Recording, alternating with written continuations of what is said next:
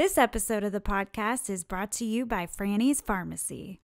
Now more than ever, it's important that our society focuses more on our mental and physical health. At Franny's Pharmacy, the team is committed to their community's need of being happy, healthy, and stress-free. Come learn how Franny's Pharmacy can assist you in a clean, professional environment with their expert bud tenders that are excited to educate you about the benefits of their lab-tested, DEA-certified CBD products. Franny's Pharmacy also offers wholesale and franchise opportunities. Visit their website at frannysPharmacy.com, and that's pharmacy with an F, and use the promo code CannaConnect10 for an exclusive Cannabinoid Connect discount. Again, that's Franny's Pharmacy with an F.com and use the promo code CannaConnect10 for an exclusive Cannabinoid Connect discount. Franny's Pharmacy, putting the farm back into pharmacy. This episode of the podcast is brought to you by Canna Health.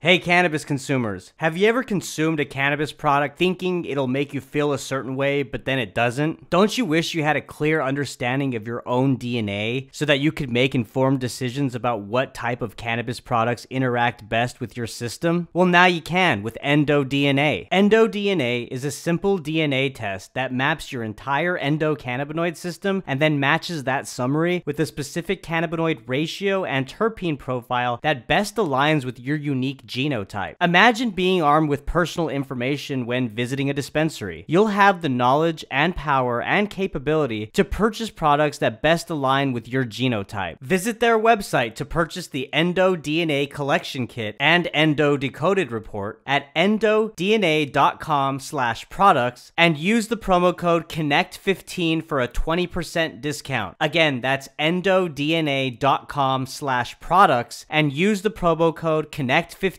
for a 20% discount. The future of cannabinoid therapeutics is here with EndoDNA.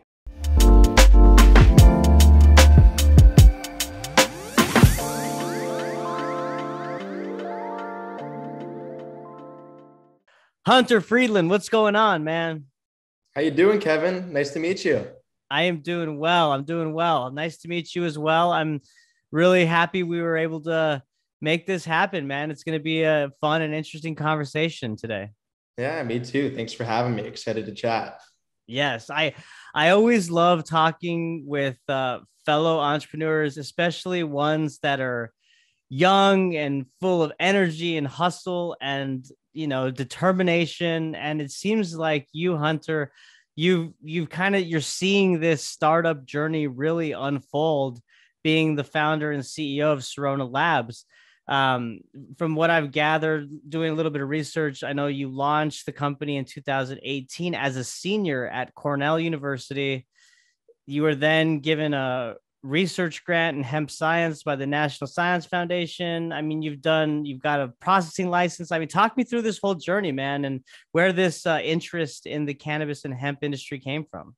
Yeah, starts in high school, really, right? That's kind of when I got introduced to the plant and, where the journey really started. But from a professional sense, started getting interested in the space kind of going into my senior year. A couple people in my life had hemp farms.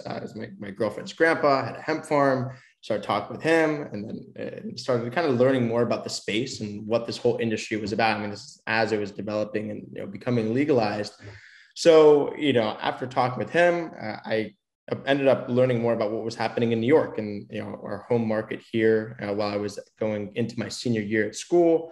That led me to start talking with a couple of professors at the university, kind of seeing what the university was doing about, in this space, and ended up seeing that applications opened up for hemp processing licenses and, went ahead and kind of applied. And were you part of the ag program at all? Like, did you have any ag background at all? Like, funny enough, not at all. So I went to school for hospitality. So it's like, learning hotels and the restaurant industry and, how that incorporates, into business. So it was amazing. Love my time. It was really great to get, a business education from a hospitality lens. I think I've learned a lot. A lot of those learnings have become great for this industry. But yeah, no, this is all separate. My course education when I was at school there. But yeah, you followed this serendipitous kind of divine path, and You said, let's do this, man. I mean, with your connection from your girlfriend, you said her grandfather had the hemp farm, or was it Yeah, her? grandpa had a Yeah. small hemp farm, and Yeah. just started learning about the space and applied for this license. Started learning more about what was happening at the school. They introduced me to people at the National Science Foundation, which you know talked about a little bit before, where we're accepted into the I-Corps program. So this whole I-Corps program is about kind of taking science and commercializing it, right? How do you find problems in the marketplace and solve that with some current technology that a variety of companies have. I mean, there's a wide range of tech that was involved in our cohort, and we kind of had the base idea of just an extraction company at that time.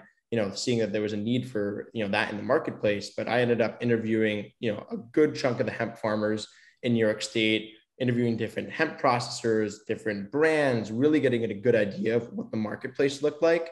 And that was really our initial step into the market. What were some of your early realizations as you were going through that due diligence process?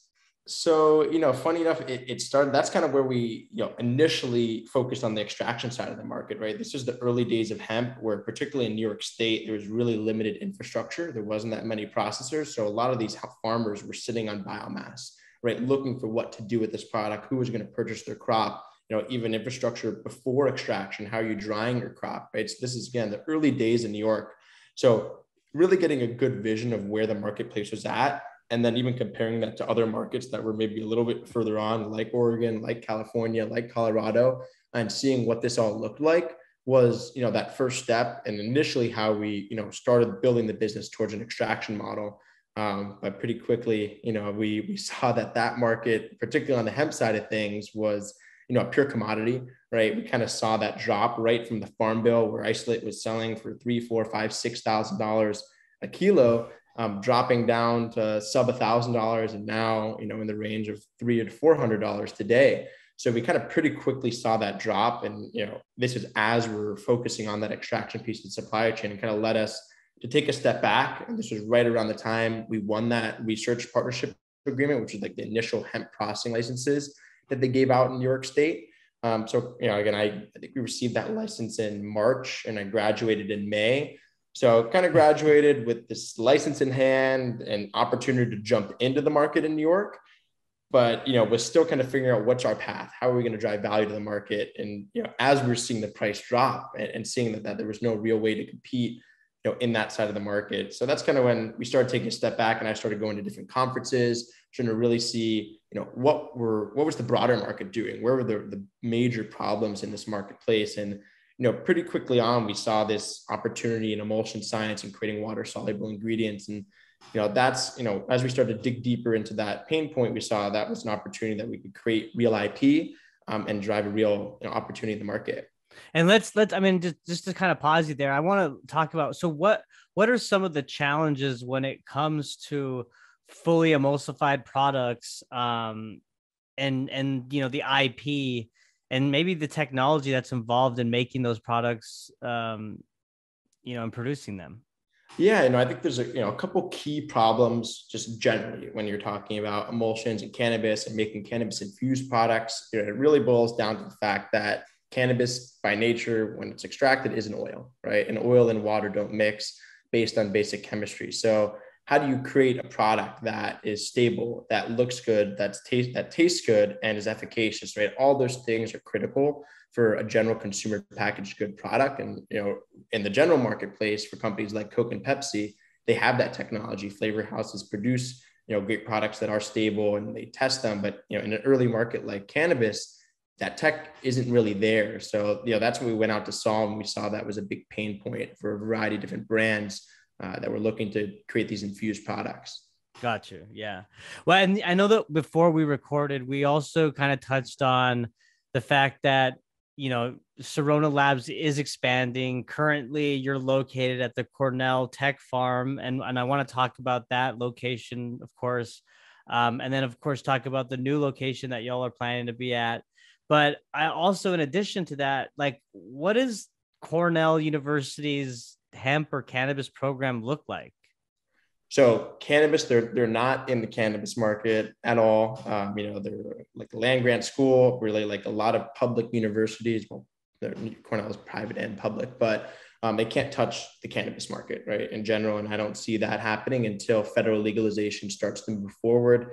And there's more rules about research in that space, and seeing these universities that can really start to develop research and push into that market. So there really is no actual per se cannabis program. That being said, on the hemp side of things, they're really starting to push forward. They have, I believe, the first master's in hemp science program that they've started. I think it's their second class this year. I just did a lecture to the university and talked to the hemp research program, as well as some other students across different universities that were excited about hemp. So you're starting to see a big movement to that space. But Cornell is really backing the hemp industry, and they've done that since the early days in the hemp market in New York. Larry Smart, who runs the hemp research program there, runs that program. So I believe they were actually the first license in New York State. So if there's like 3 licenses that you look up in New York, Cornell is one of those licenses on the pure research side. So Cornell works with a variety of the hemp growers across New York State, making sure that their crop is resistant to different diseases, and making sure the genetics are correct, and how are they growing a crop that works well in that environment. So they're really, really involved, not only on the CBD hemp side of things, but also the grain and fiber side of the industry. So that's what really, Cornell's ag program, which is one of the best, in the globe, is really kind of putting real effort behind the hemp industry, and, really leading that charge with, a variety of their professors and their new master's program. Awesome. Yeah. And then quickly, you can touch on, the Cornell Tech Farm and basically what the purpose of that is. Yeah, so the Cornell Tech Farm is an awesome facility. We're so fortunate to have that opportunity to work out of there. So it's a 25,000 square foot facility that's kind of this shared workspace, where I believe there's 6 or 7 different facilities within the facility. We have lab number 1, the first lab, when you walk into that facility, and there's again around 5 or 6 other manufacturing or lab spaces within that facility. So it's really kind of an incubation space for food and ag startups that are somehow related to Cornell University. Not all of them are, but the vast majority have some sort of relation to Cornell. But these are all private companies that Cornell has, funded this facility to house these companies and get them off the ground. So it's an amazing place. I think it's been up for over 10 years. They've had this space, wow. And you've seen amazing companies start there out of their 1,000, 2,000, 3,000 square foot facilities and end up moving into 100,000+ square foot facilities as they scale up. So, it's an awesome journey that, they've created, and a platform to help launch these companies. Yeah, no, it really sounds like it. Well, and getting back to your point about, the pain points of cannabis or hemp infused, CBD infused beverages, and the fact that what it boils down to is this is an oil that doesn't mix well, right? And so emulsified products obviously are better because they're more consistent, they're more stable. So what does the current cannabinoid infused beverage landscape look like right now? So I think, it's a little all over the place. I think there's problems, I think a lot of the problems are definitely on the logistics end, and we can kind of talk to that in terms of distribution and getting products on the shelf, and where I see things going long-term as the market, goes towards federal legalization. But I think, on the emulsion side, it boils down to a couple of key points, and, I think pushes to like our positioning in the market, right? I think a lot of our competitors in the space have a few key emulsions that they work with, to, and hit a few different key formats where, they'll send a sample to their customer and they say, this one of the 3 works great. And, that's what we're going to work with, where we've kind of taken a whole different approach, to emulsion science, and really taking this custom lens to this space where we don't even work, we don't send samples to a customer until we work with their base emulsion, right? We feel that the chemistry of a coffee is different to the chemistry of a tea, is different to the chemistry of a seltzer water or a kombucha, right? So one emulsion doesn't necessarily going to be stable and work with all of those different product types. So that's a big problem we saw in the market, and a big gap that we saw. And, I'll talk about, some of our co-founders' experiences in the cannabis space and building some of the bigger, CBD and THC beverage companies before joining us.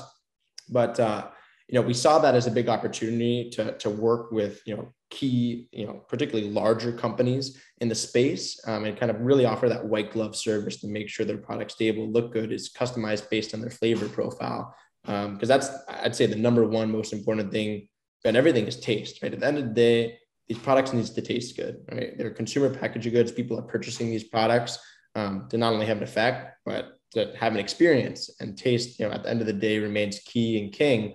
But all these other properties like efficacy and stability, clarity, come into play for these different types of formulations. So that's kind of our look on the space and where we saw the opportunity. And maybe one last point, I'll make is kind of food safe ingredients, right? I think we see, a couple players in the emulsion space that are really using harsh kind of pharmaceutical grade products to produce their ingredients.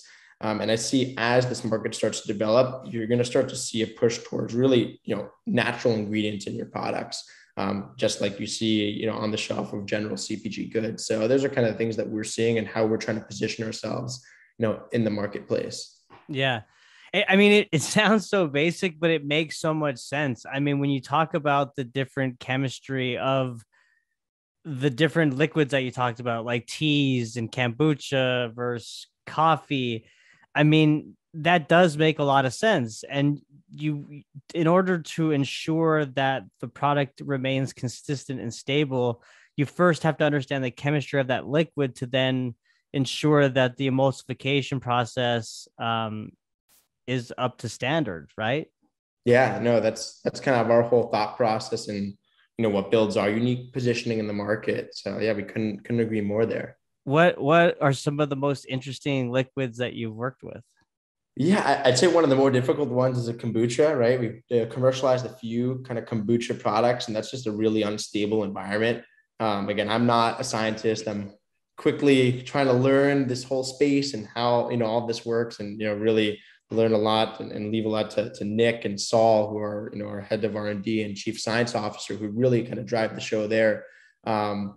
But yeah, kombucha is a really interesting one that we've liked to play with. Your seltzer waters are generally simpler.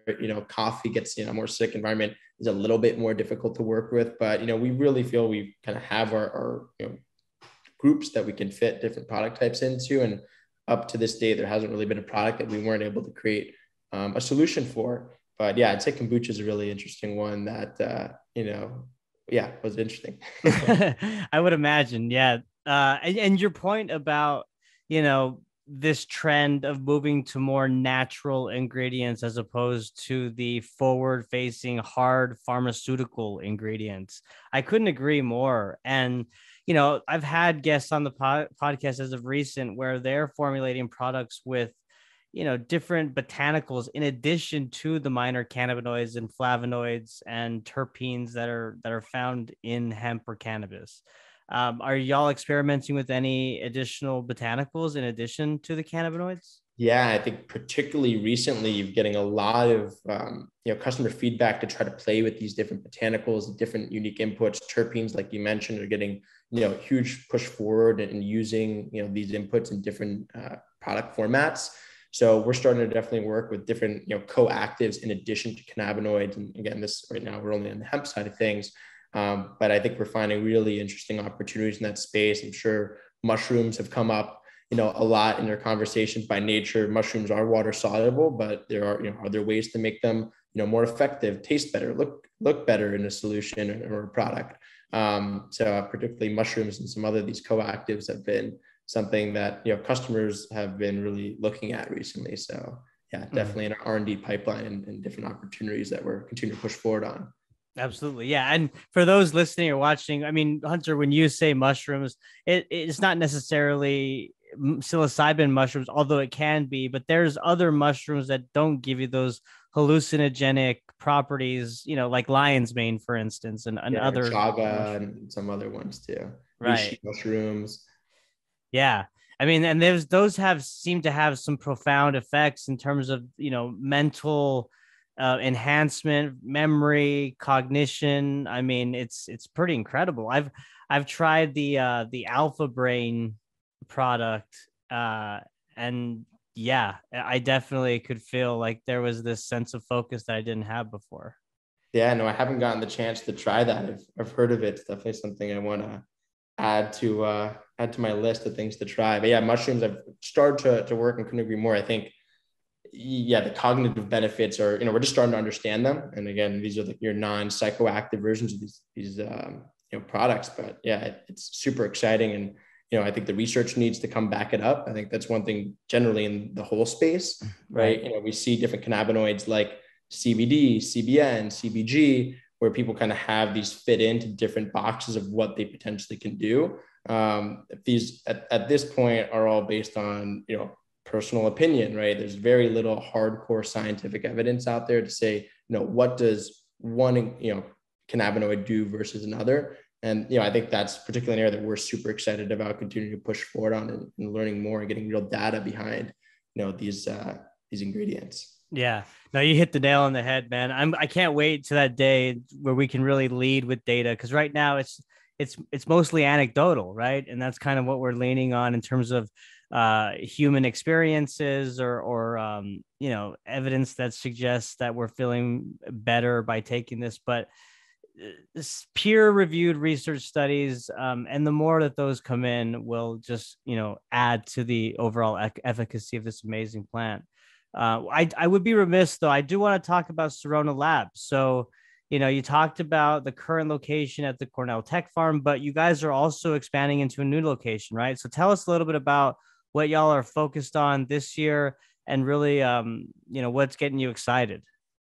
Yeah, no, it's been a crazy kind of 2 months. I'm not sure, Kevin, if you've been following, what's happening in New York, but lots of exciting things as the New York adult use cannabis market is starting to come online. So, we're, super fortunate, excited to, be a part of this industry on its onset. There's a recent bill that passed, the conditional licensing bill, that's licensing, hemp growers and processors that are currently licensed and operational to, help get the supply chain stood up as, the new conditional retailers come online, and then the rest of the licenses, shortly after that. So we're super excited to be, involved, and, we qualify for that. The licenses have not opened up. They're opened up on the cultivator side, and we're starting to see hopefully plants going in the ground soon. So, Yeah, generally we're excited about entering that market. I can talk a little bit more about, our strategy there.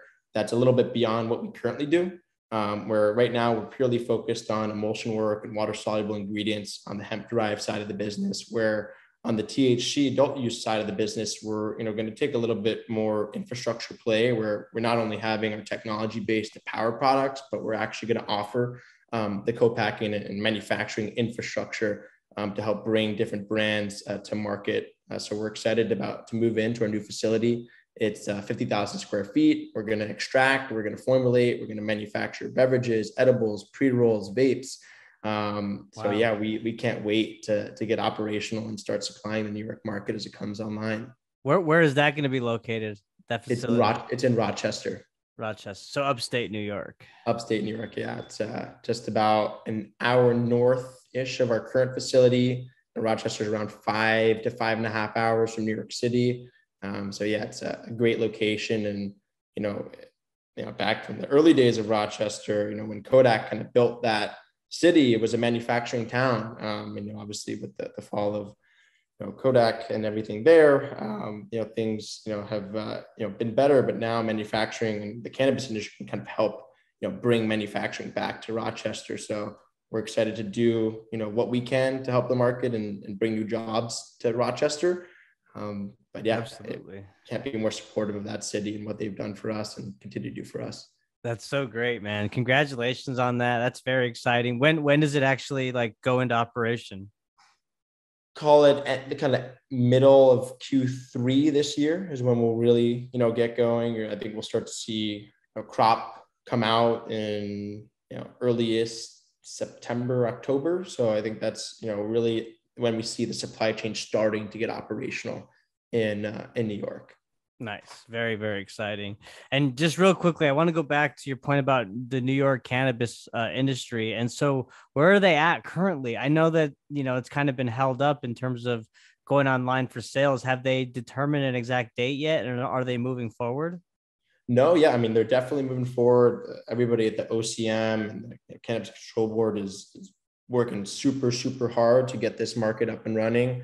I think the bill language has really laid out, what things have looked like and plan to look like, giving them a really good base to start to build regulations. But they're super hard at work to start to build the regs for these different license categories.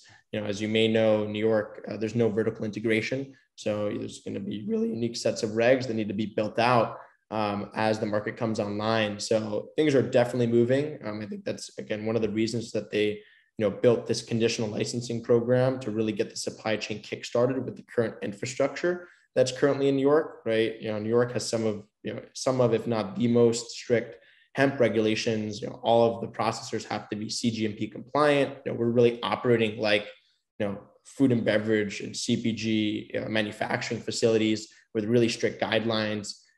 So, we're in really strong position to start to transition that know-how into the cannabis space, and same thing with the growers, right? So, I think, the OCM and CCB doing everything they can to get this, market online, as fast as possible, but at the same time, doing it the right way, right? I mean, that's critical, right? We need to build out, this market, learn from other markets, what went right, what went wrong, how do we take that into consideration, as this market starts to get built up. Because the way that I look at this, New York really has the opportunity to kind of be the building block for not only national regulations for this space, but the global economy and this cannabis industry really going global. So that's our quick updates and view on what's happening in New York. But a lot's going on. Yeah, no, it's going to be so exciting and interesting to see how it all plays out when New York does go online. Just given the population and of course the consumption within the state of New York is just gonna, let's see if it rivals California, if not surpasses it. One thing that you said that really caught my attention, did you say that New York does not allow for vertical integration in terms of vertically integrated companies? So they all have to be like separate in terms of the service that they provide in that vertical? Yeah, exactly. Right. So the only quote unquote vertical operators are the ROs, the registered organizations, are really the medical marijuana operators. There's 10 licenses in New York. Those 10 licenses, have up to this point for the medical program have been vertical, and those are kind of grandfathered in for that vertical integration. But all the new licenses and the general supply chain that will be built out in New York will be a non-vertical supply chain to really create a competitive landscape, right? Not have complete monopolies in the space. And at least in my opinion, I believe creates a much more efficient marketplace for the long term. For example, if you're a processor, you cannot own a retail dispensary. If you're a cultivator, you cannot, own a delivery service, et cetera. So it's really separating each piece of the supply chain out from cultivators to processors to distributors, and then retail, which is lounges, delivery, and dispensaries. So, we're really excited and feel that, they've learned from other markets and are doing things the right way to create a competitive marketplace that, supports the small and medium-sized businesses to really compete and get up and running. Yeah, that's the first word that came to my mind, was just driving that competitive landscape by doing that. Makes a lot of sense from that perspective. Is New York the only state that is, I know that they're proposing that, or they're going to roll that out, but is there any other states that have that law or that? To be honest, I think not off the top of my head. I don't know. I know that a lot of other states enforce vertical integration. For example, Florida's medical program, you have to be vertically integrated. So from the top of my head, I don't believe there's any other market that's doing it that way. Interesting. Wow. See, that even makes me more excited and curious to see how this thing rolls out. Well, Hunter, I think before we recorded, I want to do the drum roll. I think you had some big news that you wanted to announce, right? Super excited. And Kevin, thanks, for teeing that up. So we're, we'll be announcing our partner in the coming probably week and a half, but we've just signed a deal. Been working on this for probably about 6 months. But our entrance into the California market with our emulsion technology. So we're really excited to kind of get into the market and offer a new solution to different brands and companies in that space. So we can't wait. We're going to be doing a large PR release over the next couple of weeks that announces the whole program. But again, if anybody in the California market is looking for emulsion suppliers, feel free to reach out to me on LinkedIn, or I can leave my email at the end of this. But yeah, no, we're super excited. California is going to be an awesome market. It's the biggest state in the space and biggest market in the industry. And, we can't wait to, start competing in that marketplace. Yeah. No, it's not a bad deal when you're operating in two of the largest cannabis markets soon to be in the United States. It's a good positioning, Hunter. So congratulations on that huge win for Cirona Labs. And like you said, the formal press release will be coming out soon. But as we wrap up, let's allow you to give people your contact information in case they want to get in touch and learn more about your emulsion technology and process. Awesome. Yeah. So you can reach out to me on LinkedIn, Hunter Friedland. My name Hunter, Friedland, Friedland. So please feel free to add me and send me a message, DM. And then my email is hunter@cironalabs.com, CIRONALABS.com. So yeah, feel free to reach out, and excited to talk to anybody in the space. Awesome. Well, Hunter, I really enjoyed the conversation today. Thank you so much for your time, and, keep up the great work. Sounds like you guys are really doing a lot of great things at Cirona Labs. Awesome. Kevin, thanks so much for having us. Looking forward to continuing the conversation. Absolutely. Yes. And thank you all for listening. Bye.